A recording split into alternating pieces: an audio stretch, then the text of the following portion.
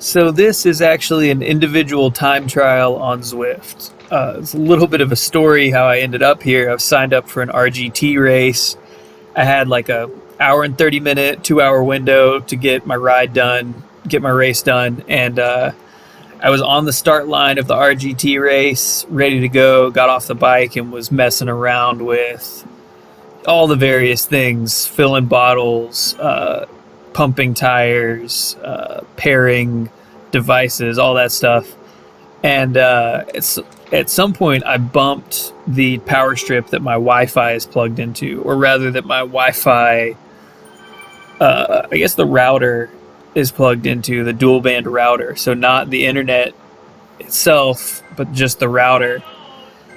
So then I hop back on the bike, and the RGT race goes off without me while my internet is sitting there cut off. So, I was all hyped up to do an RGT race, and I really like the platform. I'm excited to race on it some more. It's super fun, but there are only so many races a day, like 3-4 races a day on there. I had a really short window, so I wanted to get some work done, so I hopped over to Zwift, where there are, multiple races going off every hour, and this one looked good. The title, if you noticed at the beginning there, was like 3R Hilly race, 2 laps of Richmond, which I thought, cool. I know the Richmond course, it's got those big climbs, 2 laps, we can probably get that done in an hour, which is a good, length of an effort with a warm-up and cool-down, get like an hour 15 in.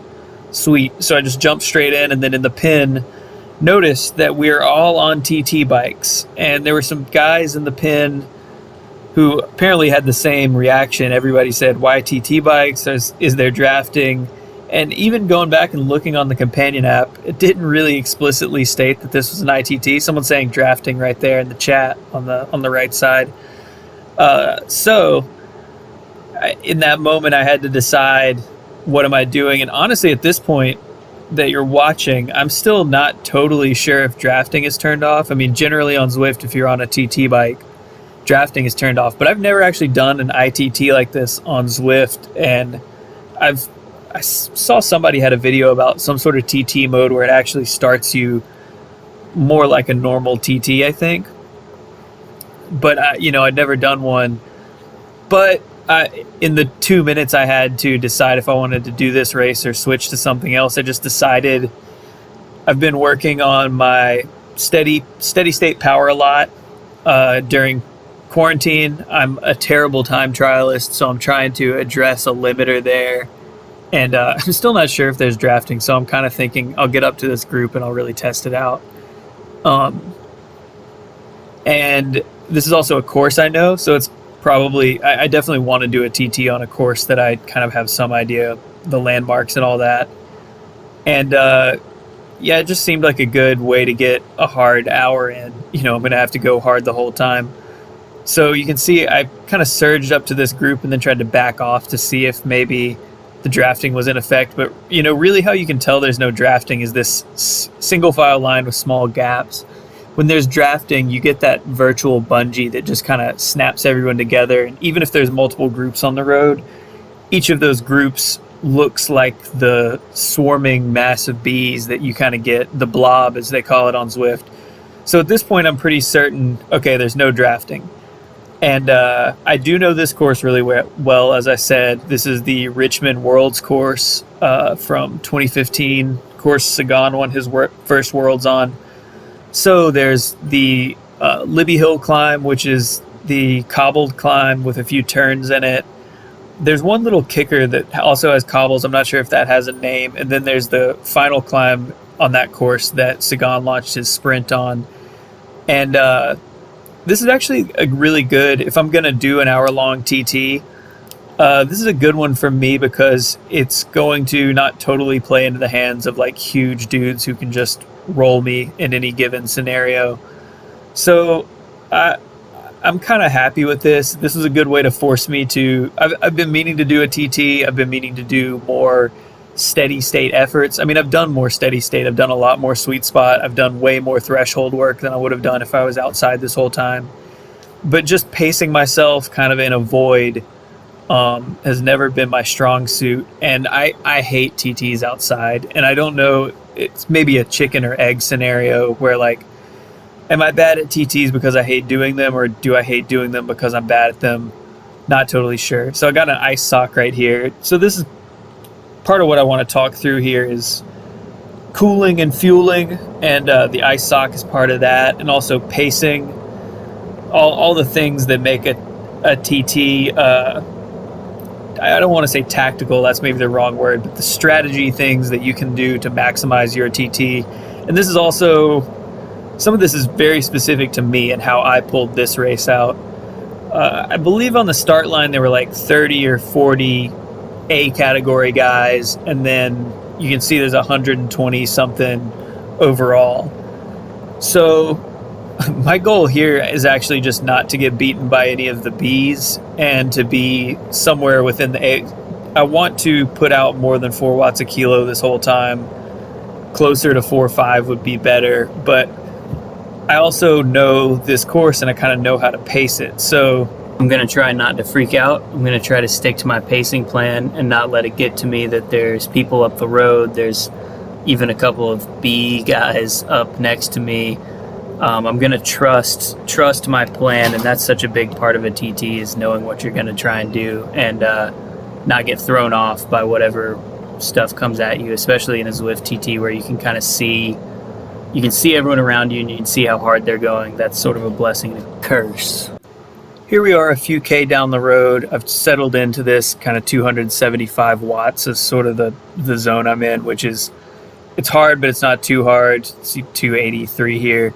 I mean, it's definitely hurting me, but I'm saving something. And talking about the pacing, my strategy here is going to be go hard, but not too hard, save a little something so that I can really punch hard up all of these climbs. These are very steep, short climbs, which is totally in my wheelhouse. And I know that for me personally, like the science on this, Best Bike Split would probably tell you, and if you don't know, Best Bike Split is a website that you can basically punch in everything down to like the millimeter of your tires and the weather on the day and all kinds of stuff, and the route you're doing, and it'll tell you how to do the quickest time on that route. It'll tell you where to put out power. So Best Bike Split would probably have you putting a little bit more power out on these climbs, but my plan here is to put a lot more power out on these climbs, just because I know that a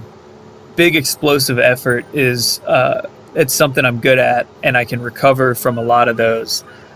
And my theory is that I will make more up and have less of a chance of just completely blowing up overall. The worst thing you can do in a TT is go out too hot, go too close to your limit or over your limit, and just completely blow your legs and not be able to sustain close to what your actual max pace is.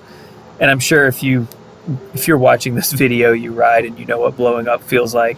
I feel like I have a much better chance of blowing up if I ride steadily right at my threshold the whole time, because again, I'm not great at the steady effort. So this is a good way for me to sort of mesh a normal TT, which, you know, most of this is flat riding that I'm doing at threshold or right around there. Mesh a normal TT with what I am good at, which is these punchy climbs.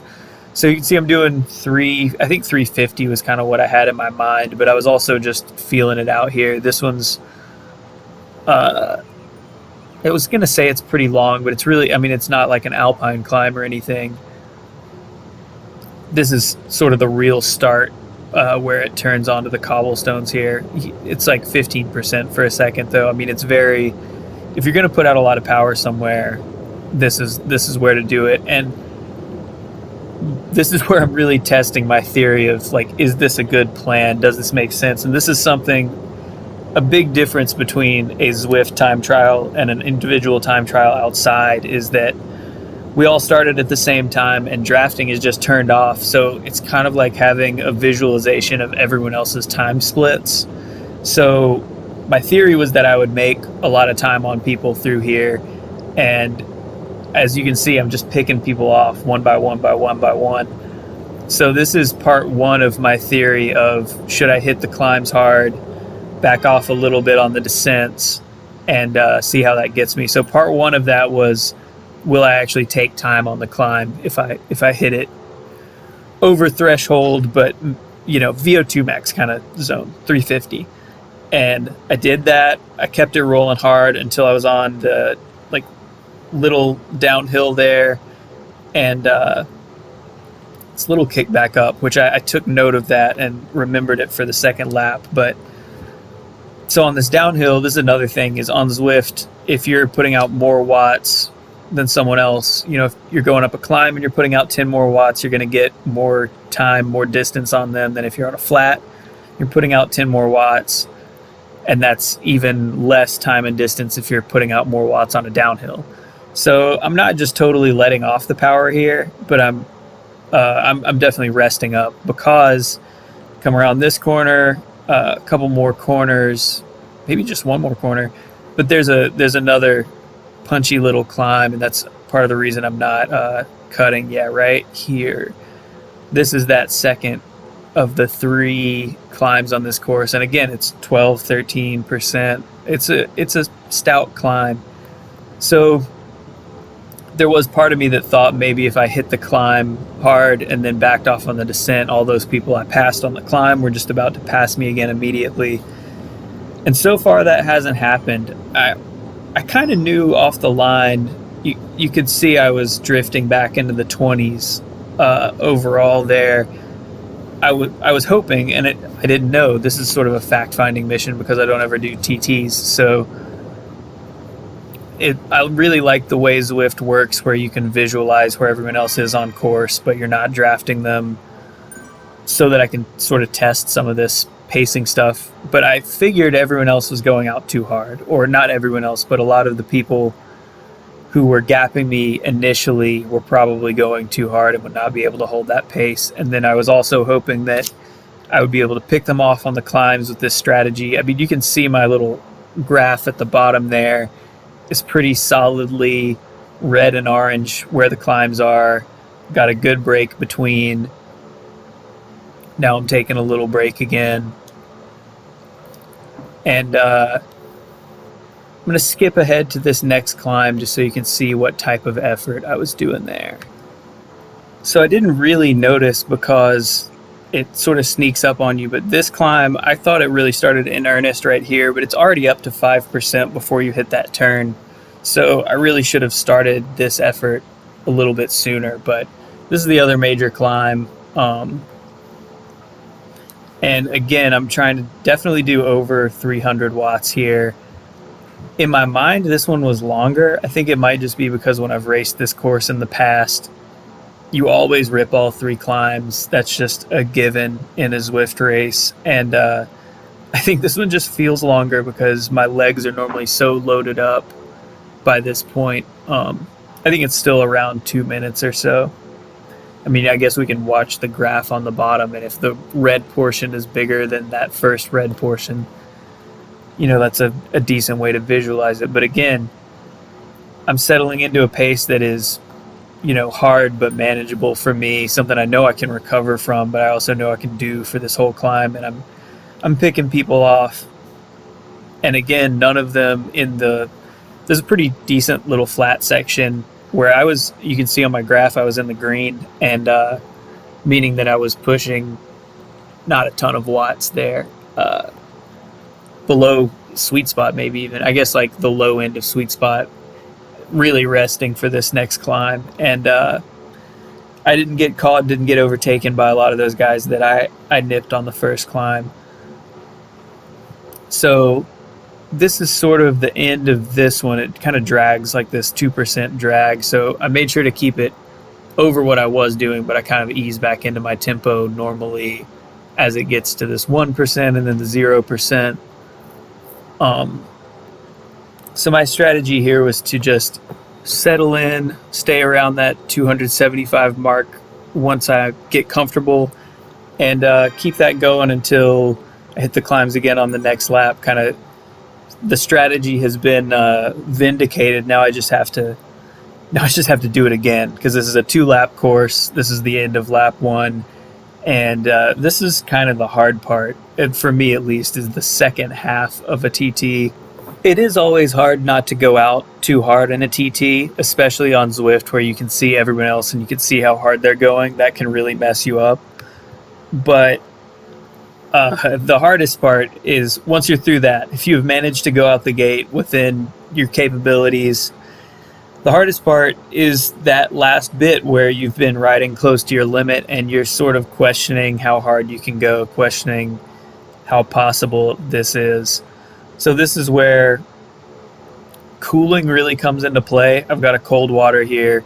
You can see the ice sock, or it's actually like a nylon stocking filled with ice that's down my back.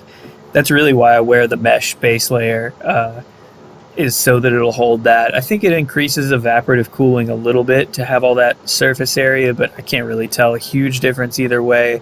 I think once it gets totally soaked in sweat, it's kind of 6 of one, half dozen of the other.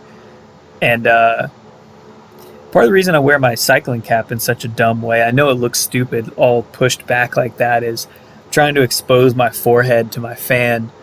So I'm going to talk cooling here because that's, especially this deep into it, cooling and fueling are really essential. You can totally fall apart, 30 minutes into a maximal effort if you're not on top of that stuff. And you can see, so I'm reaching for a banana here. I should have put that closer.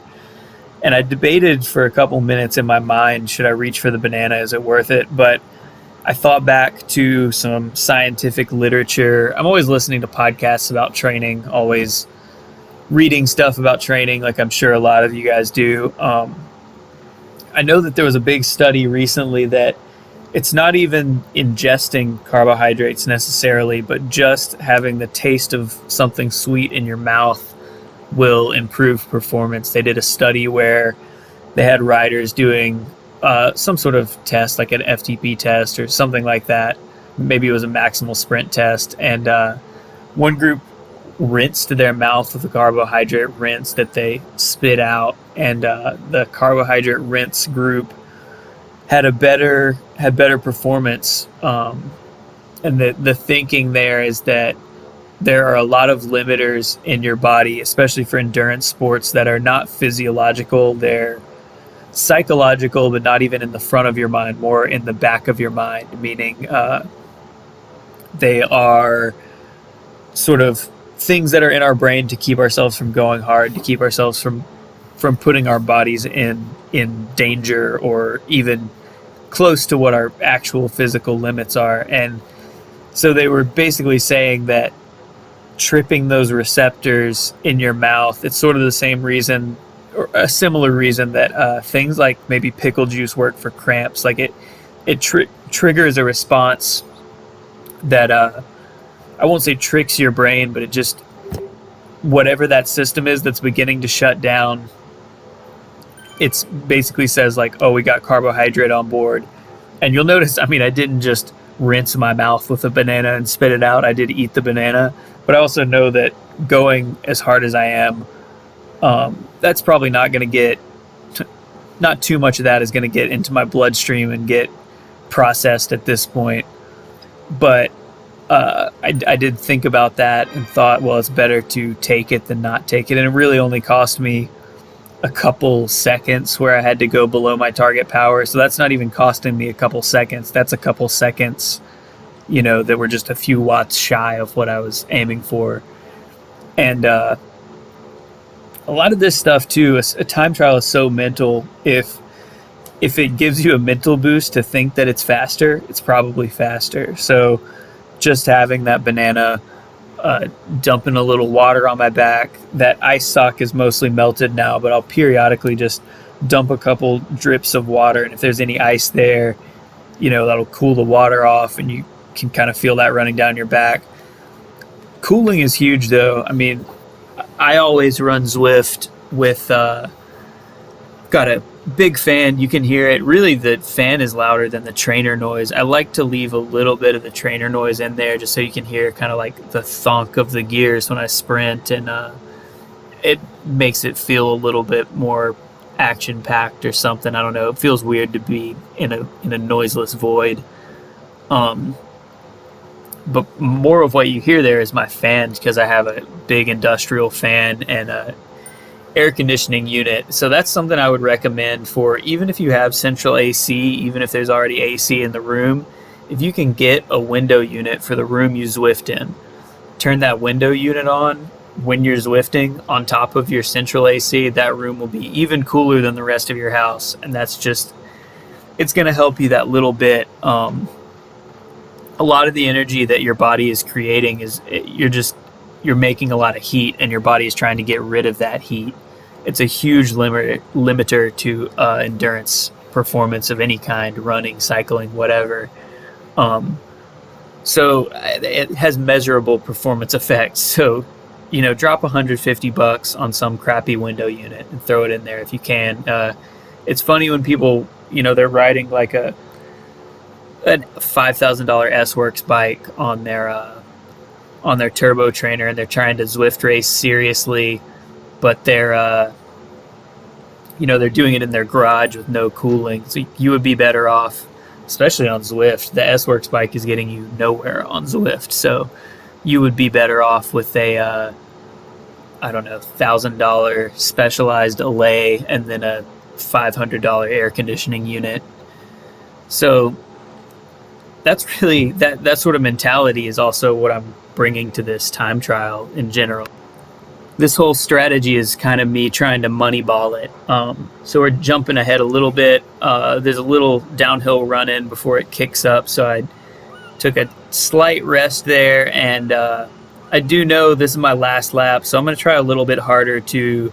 I'm not going to empty the tank on this time up, but I definitely felt like I had some more in me after the last run up, and I want to make sure that I leave it all out there. So this run, I'm going a little harder. You can see I already hit 350, and I'm not even on the cobbled section yet.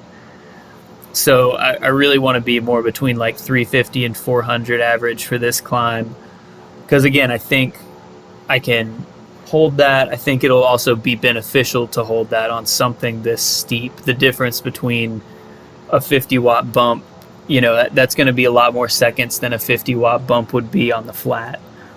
And being as light of a rider as I am, and also this is something that is specific to me. I'm not necessarily saying that you need to race your TTs like this. I am saying that you need to understand your own limits and understand what's going to make you blow up, understand how you recover. So I know that I don't need a lot of time below threshold to recover. If you're racing cyclocross, which is kind of my main, like cyclocross, crits, I like short stuff, I like hard stuff. In those disciplines, you have to be able to recover during a corner, during a section of corners very quickly, and then you have to be on the gas again way over threshold many times. And having raced cyclocross seasons over and over and over, even if I'm not training that outside the races, over time you build that up. So knowing myself, I kind of know that that's my skill set, and I know that, and you could see I stood up and sprinted over 400, not even sprint, but I stood up and really cranked out over 400 up over the top there to make sure that I would roll over the top with a little speed so that I can back off here and really recover before the next one. Reflecting on a few other things that this TT made me think is, I said earlier I was going to race on RGT this day, and then I jumped in this one, and then everyone, especially me, because I, found this race 5 minutes before it started, just hopped straight on it. But other people as well were in the pin wondering if there's drafting because it wasn't explicitly stated anywhere, and they didn't call the race like 3T Hilly, Hilly ITT 3R or whatever. It was kind of unclear what was going on. It did make me think that one thing RGT has that Zwift doesn't have is a visualization of your drafting. It shows you who you're drafting, kind of how far you are left to right of them, how far behind you are in meters, and most crucially, it shows how many watts you're saving, which that amount of watts goes up. The more people you're drafting, the faster you're all going. It's really dynamic. So in those first few kilometers of this race, and just want to point out again, I'm holding like 280 something up this one. Again, I want to empty the tank here, but not right here. I want to empty the tank by the line. So just put out a good hard effort, but not go so deep that I crack before that final climb. But yeah, if we'd had that RGT display that shows the drafting, I would have immediately known, okay, there's no drafting here. That's one of those things that Zwift, Zwift is an awesome platform. I love it, but I do think RGT is nailing the sort of race-focused side a little bit more. And I think that really just shows a difference in thinking about what the platform is. Zwift is kind of everything to everybody. It's training, it's a game, it's racing, it's like esports, it's trying to be all of these things. And I know people who use Zwift and don't even race. I know people who have Zwifted more than I have, and they don't have they've never used the drop shop to buy anything. They just get on Zwift. Especially triathletes tend to do this. They just get on Zwift, their coach gave them a workout, they do the workout, they turn Zwift off. And having a platform to do that helps them visualize the work, helps them stay engaged with it, but they're not in it as a game. And then vice versa. I also know people who never work out on Zwift or they would call it a workout, but I mean, they're not following a structured plan. They are just getting on Zwift and riding, and they treat it more as a game. They get on Zwift and they want to do a new route, or they want to try a group ride they've never done, or they want to maximize their XP and they're trying to unlock things. RGT really doesn't have that leveling function. They do have workouts, but I think that's a function of the fact that it is a racing platform. And they might disagree with me on this, but this is based on what I see on the platform itself. It is race focused. And I think they do because of that, because they're sort of on the shoulders of giants anyway, because they came out after Zwift, so they had a model for what could work and what is possible. But I do think that they're, as a racing platform, like if we could get as many people over there as we have on Zwift, the racing is better. I don't know, better might be even too strong a word. More robust, more complicated, more realistic, something like that. So we're getting into the final hill here. I really should have gone harder on this one. The good news is, as I did this final lap and continued with that same strategy, I was worried that a lot of those guys who are good time trialists that just know, whatever, I can hold 4.6, like they know their wattage target and they're just holding it, and they're sort of disregarding the hills, honestly. They are, no matter what the terrain is, just pegging it at exactly what they think they can do in classic time trialist fashion. I was worried that some of those guys might overtake me when I sort of backed it back down to that high sweet spot zone, sort of on the flats, because I cut a lot of it out because it is just me noodling at I say noodling, it was hard, but it's just me riding at 260 watts for a long time on the flat. I was worried they would overtake me, but they haven't. I do think if I had hit that last hill harder, see, I still have a little bit of a sprint here, which they say if you did a TT right, you shouldn't have a sprint. But I think maybe if I had hit that last hill harder, I could have gotten up to 6th there. The guy in front of me finished 6 seconds ahead of me. So pretty good finish, pretty happy with that. First thing I notice here, though, first place guy, 257 watts, which put him at 5.7 watts a kilo. Did the quick math there, and that would make him 99 pounds or something. And for reference, Egan Bernal's 130, Quintana's 132. Might be a little bit of a weight doper there, but regardless, good race, good effort. Kind of glad I got forced into it.